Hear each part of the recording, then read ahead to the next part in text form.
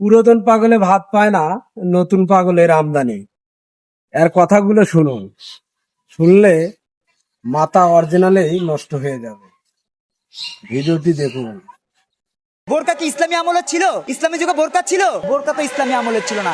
বোরকা হচ্ছে দর্জিদের পোশাক বিক্রি করার প্রক্রিয়া, আর কাপড় যারা বিক্রি করে তাদের বিক্রি করার প্রক্রিয়া। আক্ষরিক অর্থে একটা ওড়না দ্বারা তারা শরীর আবৃত করবে, এটা ইসলামের পোশাক। তারা ইসলামের পোশাক বলে বোরকার নামে আমাদের মায়েদেরকে বোনেদেরকে পতিতা বানিয়ে, ওই যে বলেছে দেখেছেন না মাদানি, এক বিয়ে করে পুরুষ, দুই বিয়ে করে বীর পুরুষ, তিন বিয়ে করে মহাপুরুষ। এই মহাপুরুষ হওয়ার খাসলতের চিন্তা থেকে তারা আমাদের মায়েদেরকে বোনদেরকে বোরকা পরিয়ে খালি বিয়ে করবে আর বাচ্চা হবে, এই রাস্তাটা তিনি নিয়ে যায়। কিন্তু আপনি একটা বিষয় খেয়াল করেন, আপনি যে স্ত্রীকে প্রথম বিয়ে করেছেন তার সাথে আপনার যে বন্ধুত্ব, আপনার যে আন্তরিকতা, আপনার যে ভালোবাসা, সেটা কি দ্বিতীয় বউয়ের সাথে হয়? সেটা কি তৃতীয় ওয়াইফের সাথে হয়? হয় না তো।